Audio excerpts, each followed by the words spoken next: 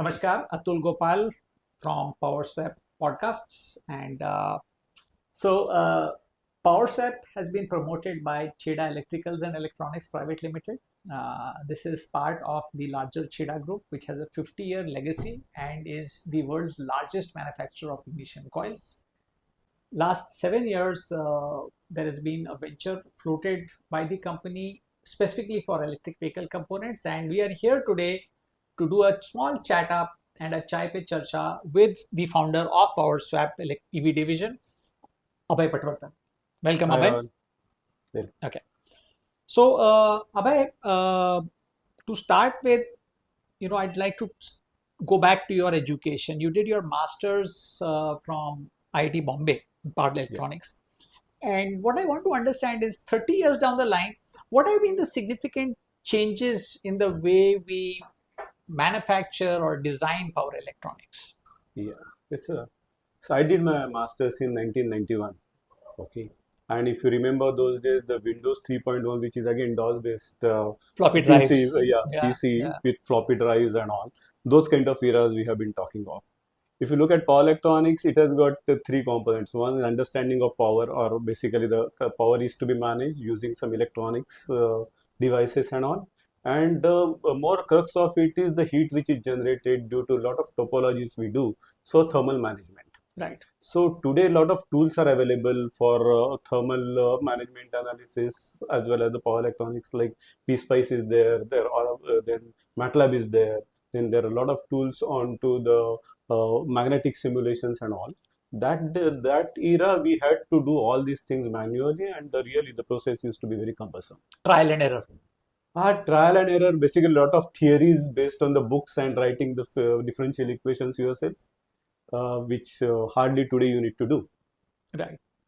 So, after IIT, I think your first job was with Nelco. Yeah. Yeah. Those of you who are not aware, Nelco used to be a Tata Group company. I don't think it exists anymore. And another interesting thing about Nelco is, It exists. huh? It exists. It exists. Okay. Take it.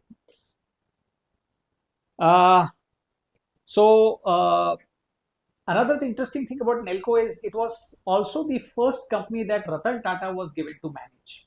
So, Innovate was Ratan Tata's first company, and Innovate was your first company. So, how was the experience at Nelco?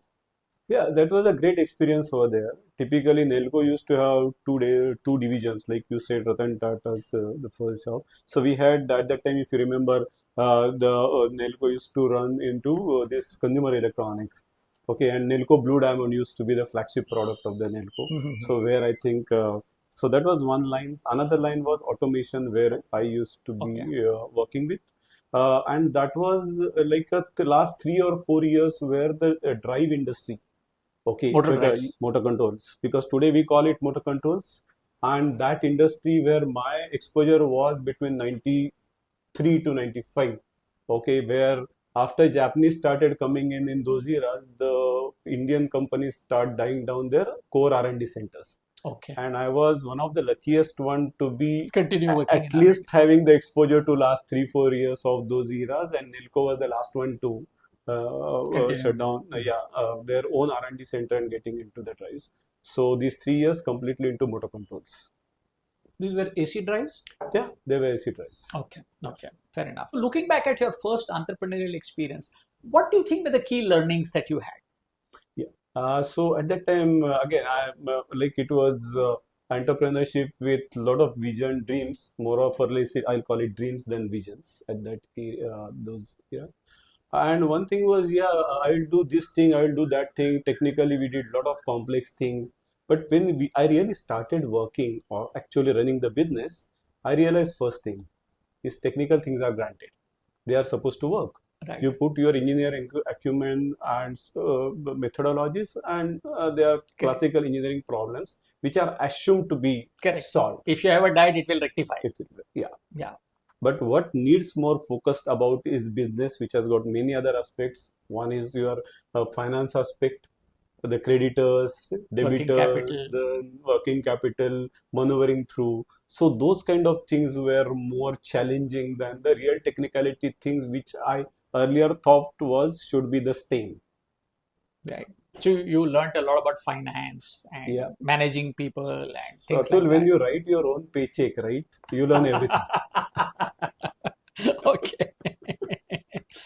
Fine. So let's come to the next major pivot that happened. From there, you managed to get into the electric vehicle space and at a fairly early point of time when people had not probably even heard of EVs, you were kind of doing work. And how did that happen? See, according to me, right, most of your critical things are destined in your life. Mm. Okay.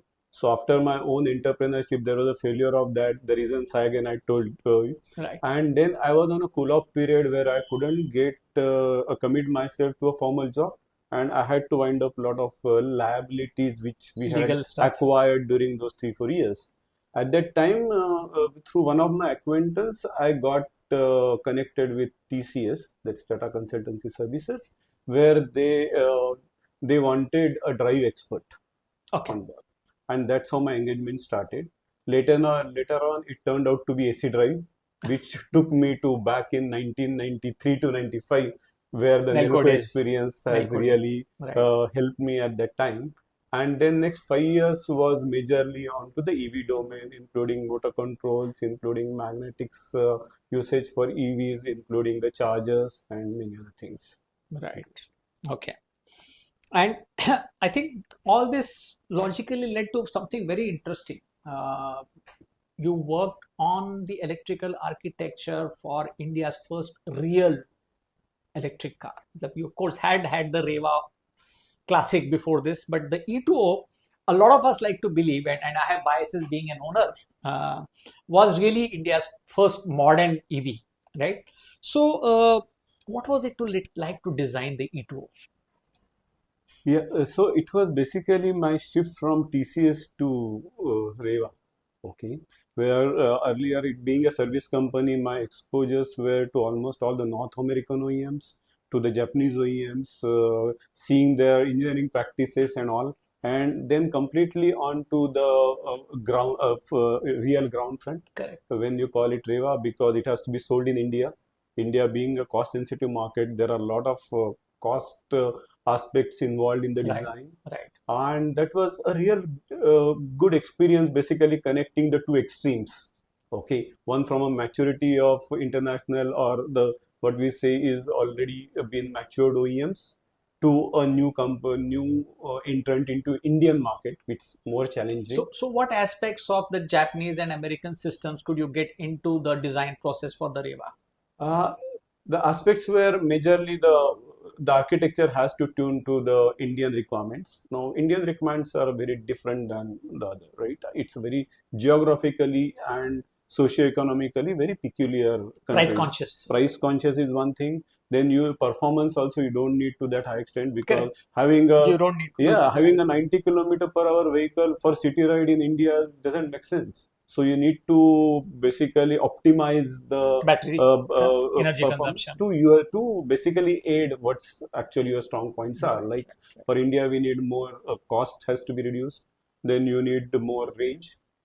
Okay, and lower. So basically, you tone down your performance and increase the mileage, and that's something philosophy which Right. we adopted over And there. as a user, I must share with you that the watt hours per kilometer that the E2O delivered is unmatched. Absolutely. Right. And hats off to you, right? Because we could get a 100-kilometer range out of the 10 kWh battery pack is kind of, I can't imagine anybody else doing it. You require 25, 30, 40 kWh to get the same kind of range with today's packs, Yeah, right? that's correct. So So amazing. that's typically a legacy what Chetan Maini has been doing for years, and the evolution of E2O from its earlier version of two-seater with two child seats to a full-fledged car, keeping the shape such that the CD has to be low.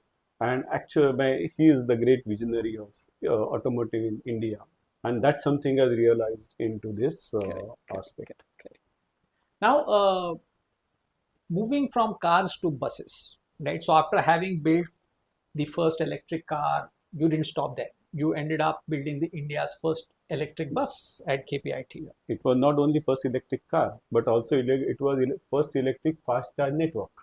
Oh, really? Yeah, No? because Okay. Reva also was supporting the fast charging. Wow. And at that time, fast charging was not there even into the IEC 61851, which we adopted like GB by T standard. So that was first that time that he arrived. Fantastic, Yeah. fantastic. I'm discovering new facets of your personality which I had not heard of before. But coming back to the bus, right? Now, how was a bus a different experience as far as architecture is concerned compared to a car? Yeah, so the car is typically you look at around anything between 1.2 tons to 3.3, 3.4 tons of GVW. Uh, the power needed for that is a very, very different kind, right? While the bus, the curve weight itself is very high. Yes. So the basically curve weight, the ratio of the GVW to curve weight is very, very high because it's a mass transportation vehicle. So the architecture becomes completely different. Typically, Reva, if you look at those are more or less low voltage architectures, Right. be looking at Reva size today, which is quite Correct. appropriate. Correct. Anything extended to that, ultimately it has to go in high voltage. But if you look at the bus platform, it's just not a simple high Correct. voltage, but it has to be higher and higher voltage. Right. Because as the voltage increases, the inefficiencies go down. Correct. And Currents go that's down. something is very, very important to keep the bus watt hours per, ultimately it's a watt hour per kilometer. Absolutely. Okay, and Reva or the car segment is more looked as personal segment, though there are fleet applications are being seen, but most of the market is looked at well design, a personal segment vehicle.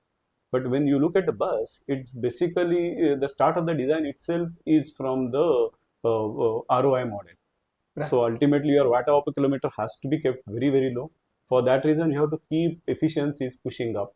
So the architectures inevitably become high voltage architectures, and along with the battery thermal kind of issues or anxieties which you see, there are another set of anxieties which is basically electrocution hazards. Those Okay. also start playing Right. Right. in Right. bus. Right. That's a very different. Nice. Very nice.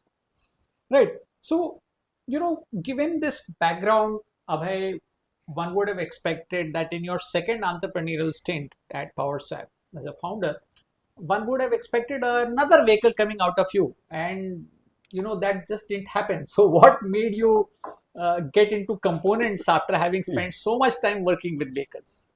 Yeah, like almost 7 years by that time, and all these years been done lot of things on wheel. Okay, and during this entire journey, one thing was realized that it's the backend technology that matters to realize the architecture more appropriately, more efficiently, more flexibly. And most of the backend technologies, even today, I'm talking of early eras of fame to adoption, like 2018 to 2022, 23. Most were coming from most were originating from China mostly. A major thing was definitely a cost perspective was one, but also the maturity over there in that market was also a driving factor for the same. So when there was an opportunity for us to rethink, or for me to rethink, I thought of getting to the backend technology and spend good amount of time to mature that backend technology, so that anything which is put on the wheels, it becomes more and more meaningful, more and more, it can take more and more challenges. Right. So, in a way, what you're saying is that everything else about a vehicle remains the same except for two or three core things, right? And Yeah. instead of trying to So when get into areas which you did not have too much of knowledge about, you would stick to, the components which components, you were kind of working on, right? motors and Yeah. batteries and. So if you look at like vehicle has got two parts, right? One is your powertrain, they call it, which was earlier used to be IC engine powertrain, which is basically Engine onboard. Yeah, gearbox. engine. It's onboard thermal power plant, right? I Right. will It is. say. It is. Yes. So to an electric powertrain, Correct. and the energy system, fueling system from the liquid fuels to the stored fuel, which is stored energy Battery. kind of thing, battery. But other than that, other vehicles are basically the same, The same. right? Other You parts are look the at the same. suspension systems, you look at steering systems, you look at the braking systems. They are the same as Except legacy. for regeneration in braking, which Yeah, is which is an add-on partly feature. add-on feature for the Yeah, electric okay. motor part. If you look at like that. Right. So, sticking to your core and getting more and more contribution onto the core, that's something which I thought we should do. Right. Right. We Right. should be doing. So very interesting. And Abhay, we will be having more such chai pe charchas, but let me just ask one last question before we end today's podcast. What goals have you kept in mind for PowerSwap? Yeah, power sub basically all electrification solutions. Okay, we should be one stop for that. Okay, uh, that is one from business, but more or less from the quality perspective, our product should be no less than export worthy. Yes. Thing number one, because then it always almost encompasses the Make in India kind of initiatives, always the import substitute. So that's something a goal which we have set. Okay, and we almost are chosen the products which we are marching on the right direction. Fantastic. So here's looking forward to the global journey. Thank you very much.